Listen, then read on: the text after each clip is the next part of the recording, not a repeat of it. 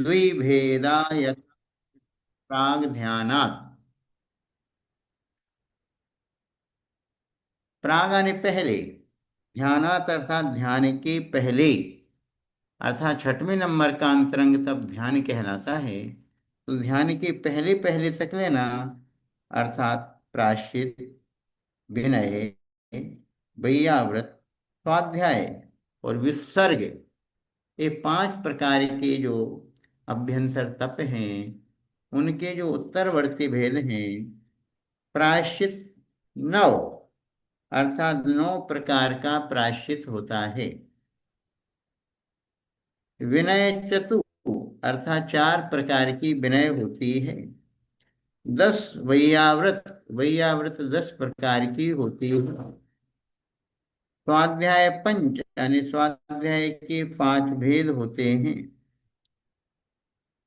और विसर्ग के द्वि, अर्थात 2 भेद होते हैं। तो ये क्या है? प्राग ध्यानात, आने ध्यान के पहले पहले तक लगाना। फिर ध्यान का प्रकरण चूंकि अलग से चलाएंगे, क्योंकि ध्यान के पहले 4 भेद करेंगे, आर्त ध्यान, रौद्र ध्यान, धर्म ध्यान, शुक्ल ध्यान। फिर प्रत्येक ध्यान के 4 4 भेद भी बतलाएंगे। लेकिन सूत्रकार उमा स्वामी जी महाराज ने 21 नंबर के सूत्र में बतलाया कि ध्यान के पहले पहले तक जितने अभ्यंतर तप हैं, इन पांचों के क्रमशः 9 यानी 9 भेद, तो 9 भेद होते हैं। प्रायश्चित के 9 भेद होते हैं। फिर विनय के चतु यानी 4 भेद होते हैं। वैयाव्रत के 10 भेद होते हैं।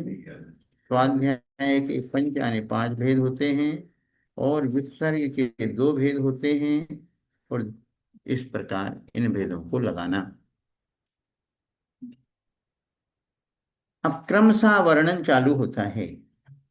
सबसे पहले प्रायश्चित तप के 9 भेदों को बतलाया जा रहा है कि 9 प्रकार का प्रायश्चित कौन कौन सा है। प्रायश्चित तो बतलाया था कि जब हमारे व्रतों में कोई अतिचार लग जाते हैं, दोष लग जाते हैं, उन दोषों का परिशोधन करने के लिए, दोषों की शुद्धि के लिए, दोषों की मुक्ति के लिए प्रायश्चित अंगीकार किया जाता है। प्रायश्चित यदि अंतरंग से स्वीकार कर लिया जाता है तो पूर्ण रूप से दोषों की शुद्धि हो जाती है और वह फिर प्रायश्चित तप की श्रेणी में आ जाता है, बशर्ते वह मायाचार, छल कपट आदि से रहित होना चाहिए।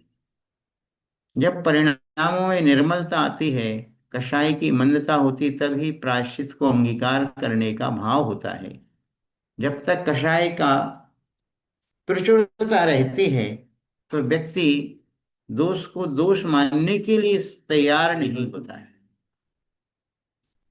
तो बैठ जाए, वहां बैठ जाए दुकान में, और जो त्यागी व्यक्ति यहाँ बैठ जाएंगे। कौन बैठते?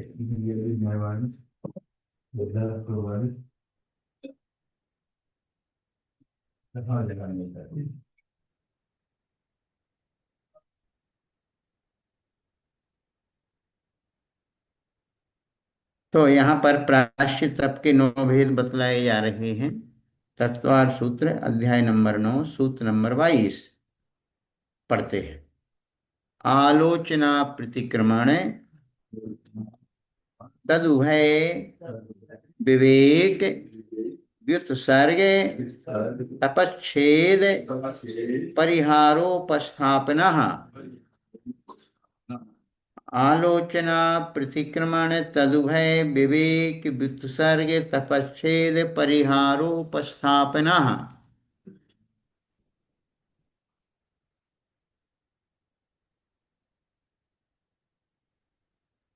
फिर से बोलो। आलोचना प्रतिक्रमण तदुभय विवेक व्युत्सर्ग तपच्छेद परिहारोपस्थापना। चलो भव्या, इस सूत्र पढ़ करके सुनाओ। 22 नंबर का सूत्र, अध्याय नंबर 9।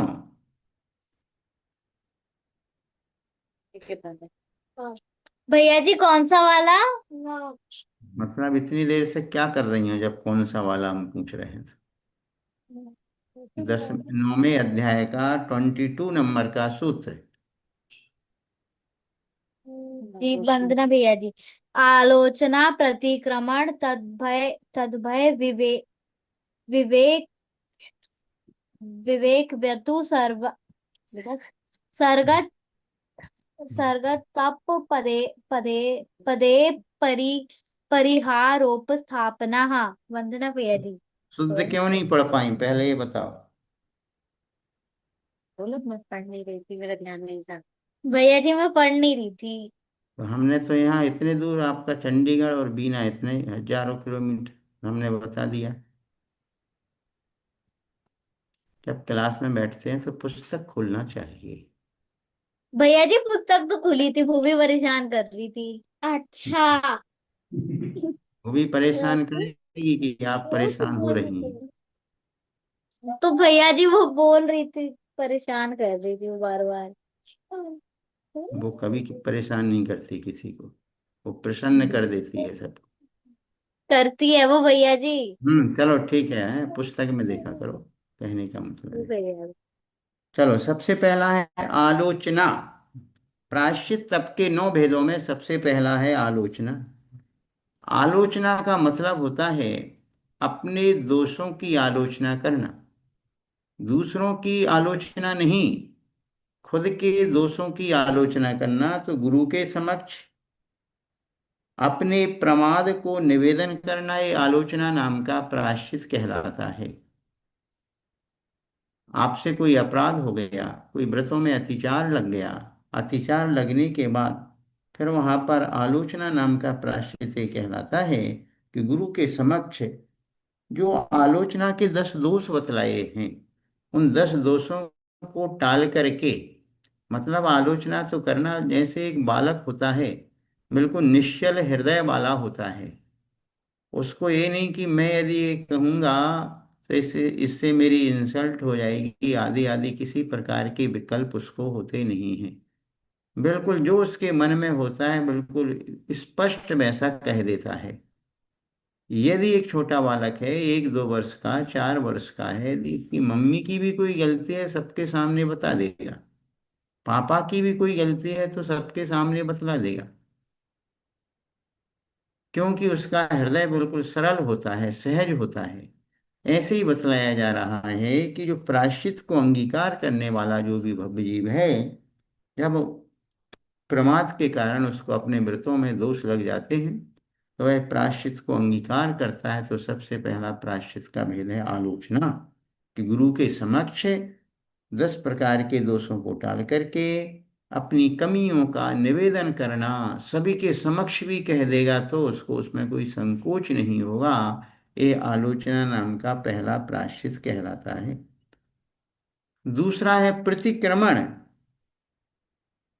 फिर गुरु से ऐसा निवेदन करना कि मेरा दोष मिथ्या होवे, मेरा दोष छूट जाए। तस्य मिच्छा में दुक्कडम, जो ऐसा बोला जाता है प्रतिक्रमण में, ये प्रतिक्रमण नाम का दूसरा प्रायश्चित का भेद है। प्रायश्चित के 9 भेद गिनाए जा रहे हैं, सभी लोग ध्यान से सुने। तो उसमें मेरा दोष मिथ्या होवे, गुरु के समक्ष जाकर के सबसे पहले आलोचना की जाती है। फिर आलोचना के बाद ये कहा जाता है कि मेरा जो दोष लग गया है, मेरे व्रतों में जो दोष लगा है, वह दोष मेरा मिथ्या हुए। ये भी प्रायश्चित का दूसरा भेद हुआ। तीसरा है तदुभय, यानी दोनों चीजें, आलोचना भी करना और प्रतिक्रमण भी करना। इसको उभय बोलेंगे, तदुभय। तदुभय से मतलब दोनों चीजें। एक पहला हो गया आलोचना करना, दूसरा प्रतिक्रमण करना, तीसरे नंबर पर लिए कि दोनों चीजें एक साथ करना, आलोचना भी करना और प्रतिक्रमण भी करना। फिर चौथा है विवेक। विवेक का मतलब है अपने अंदर की जो विवेक बुद्धि है, उस विवेक बुद्धि के माध्यम से संसक्त हुए अन्न पान और उपकरण आदि का विभाग करना एक विवेक नाम का प्रायश्चित है। कि मतलब जो चीज आपस में मिली हुई थी, उन मिली हुई चीजों को अलग अलग करना, ये विवेक नाम का प्रायश्चित कहलाता है। और फिर है वित्सर्ग। वित्सर्ग का अर्थ है कायोत्सर्ग आदि करना, ये वित्सर्ग कहलाता है। विसर्ग मतलब है अपने शरीर से ममत्व का त्याग कर देना, कि मैं इतने समय के लिए अपने शरीर से राग की बुद्धि को दूर करता हूँ। इसलिए कायोत्सर्ग सामान्यतः अपन सब देखते हैं कि जब मुनिराज भी मान ली लघु शंका से वापस आए, त्यागी वृत्ति भी लघु शंका से वापस आते हैं, तो प्रायश्चित के रूप में एक काय उत्सर्ग करते, मतलब उस क्रिया को करने में कोई दोष लगा हो, जीव विराधना आदि हुई हो, तो कम से कम एक 9 बार नमोकार मंत्र पढ़ के मैं शरीर से ममत्व का त्याग करता हूँ, एक आयुष्य। ऐसे जब वो आहार ग्रहण करता है, तो आहार करने के पहले, मतलब मैं आहार को ग्रहण करने का भाव रख रहा हूँ, तो पहले वो सिद्ध भक्ति बोलता है, सिद्ध भक्ति बोलने के बाद फिर एक काय उत्सर्ग करता है। जब आहार पूर्ण हो जाता है तो फिर 9 बार नमोकार मंत्र पढ़ के कायुसर करते हैं कि आहार आदि को मैंने आसक्ति आदि भाव से ग्रहण किया हो, उससे मेरे व्रत में दोष लगा हो, तो उसको सबसे पहले मैं कायुसर करके उस विसर्ग नाम के प्रायश्चित को अंगीकार करता हूँ। तो इसलिए सबसे छोटा प्रायश्चित यही है कि सबसे पहले कायुसर्ग करना। तप है अनशन अवमोदरी आदि करना, ये तप नाम का प्रायश्चित है। मान लो यदि कोई बड़ा दोष लग गया तो उनके गुरु कह देते कि चलो आज आपको उपवास करना है,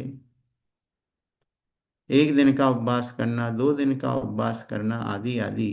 वो डिपेंड करता है कि किस प्रकार का पात्र है, इसकी शक्ति और सामर्थ्य क्या है, और इनके द्वारा कौन सा कैसा अपराध हुआ है उसके अनुसार। अब ऐसा नहीं कि कोई मान ली 8 साल की छोटी बिटिया है, मान लो भुवी है, भुवी कोई गलती कर दे और भुवी कहती है कि हमें प्रायश्चित दे दो, तो भुवी के लिए प्रायश्चित अलग प्रकार का मिलेगा।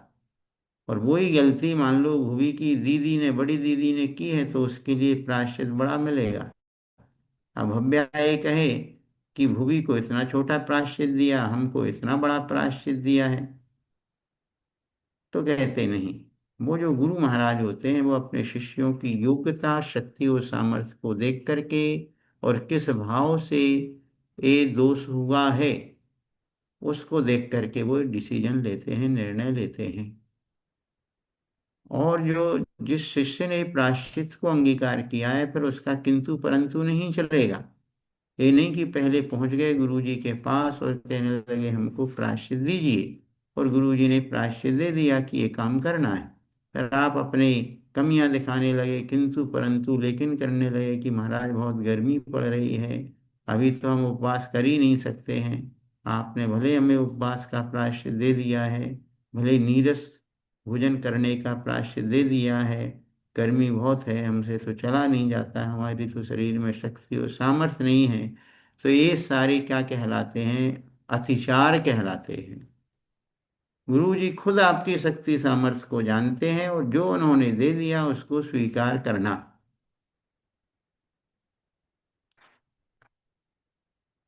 ये तप नाम का प्रायश्चित यही है कि अनशन अवमोदरी रस परित्याग आदि जो 6 प्रकार के जो तप हैं, बहिरंग तप, उन तपों के माध्यम से प्रायश्चित दिया जाता है, और वह तप नाम का प्रायश्चित कहलाता है।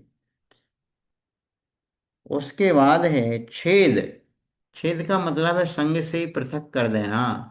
नहीं, छेद का अर्थ है कि कुछ समय के लिए उनको दीक्षा का छेदन कर देना।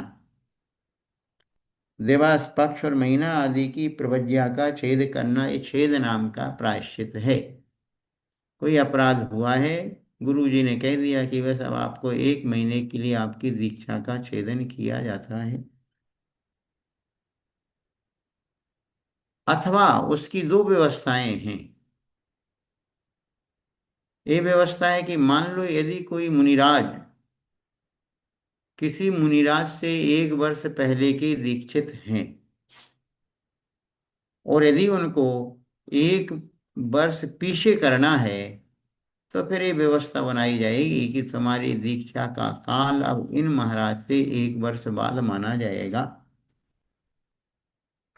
फिर आहार आदि को उठने की व्यवस्था ये रहेगी कि पहले वो महाराज बड़े जो 1 वर्ष पहले दीक्षित थे वो आहार को उठते थे, और 1 वर्ष बाद वाले महाराज बाद में उठते थे।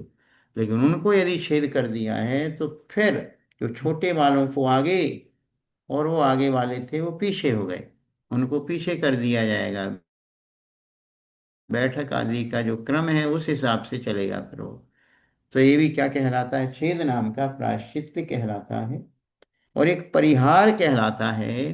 परिहार का मतलब अपने संग से कुछ समय के लिए उनको संग से अलग कर देना, संग से पृथक विहार करा देना। ये भी प्रायश्चित का भेद है कि अभी जो संग में रह करके साधनारत थे और उनके द्वारा कोई अपराध आदि हुआ है तो उनको शिक्षित करने की भावना रहती है, उपेक्षा करने की भावना नहीं रहती है, शिक्षित करने की भावना रहती है। तो उनको संघ से कुछ समय के लिए जैसा वो प्रायश्चित देते हैं कि तुमको 2 वर्ष तक संघ में नहीं आना है, 5 वर्ष तक संघ में नहीं बुलाएंगे, लेकिन बाहर करके बिल्कुल स्वच्छंद नहीं कर देंगे।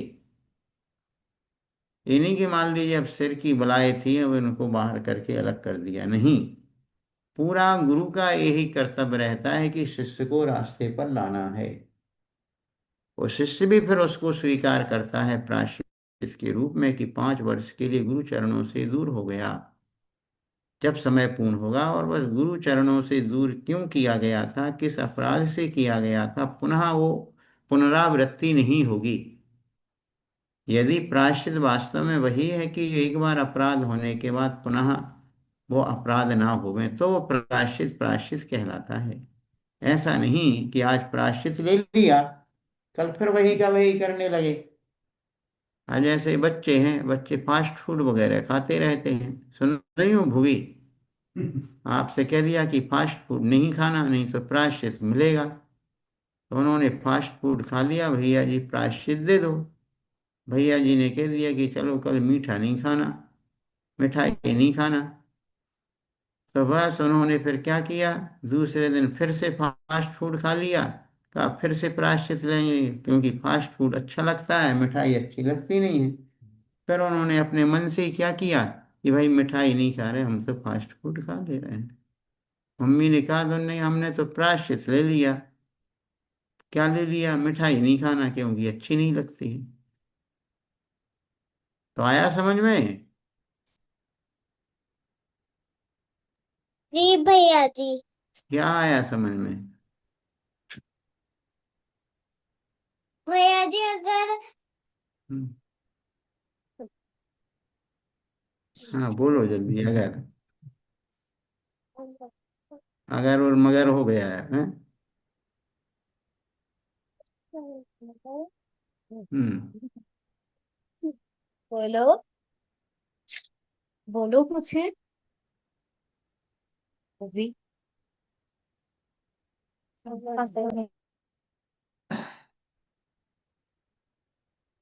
भैया जी फास्ट फूड नहीं खाना चाहिए। अरे वो तो नहीं खाना चाहिए, भैया जी को नहीं खाना चाहिए, आपको तो खाना चाहिए। भैया जी किसी को भी नहीं खाना चाहिए। लेकिन जब मार्केट जाती हो पापा के साथ फिर तो खाना ही है। भैया जी थोड़े से खा लेते हैं। हाँ हाँ, बस बोलता हूँ आप कह रहे हैं, किसी को नहीं खाना चाहिए।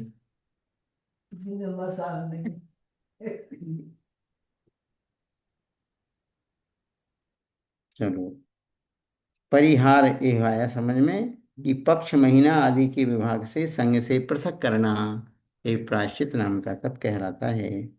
फिर एक उपस्थापन, उपस्थापना ने संपूर्ण दीक्षा का छेद करके पुनः दीक्षा का देना, ये उपस्थापन नाम का प्रायश्चित है। मान लो कोई ऐसा अपराध हो गया कि अब दीक्षा का छेद कर दिया। मान लो कोई दिगंबर मुनिराज थे, उनकी दीक्षा का छेदन करके पुनः वस्त्र धारण करा दिए। अब उनकी पूरी दीक्षा, मान लो 10-20 वर्ष की दीक्षा थी, वो पूरी शून्य पर आ गई। शून्य पर आ या पुनः फिर दीक्षित करना। अब आज यदि दीक्षा हुई है तो आज से दीक्षा की गणना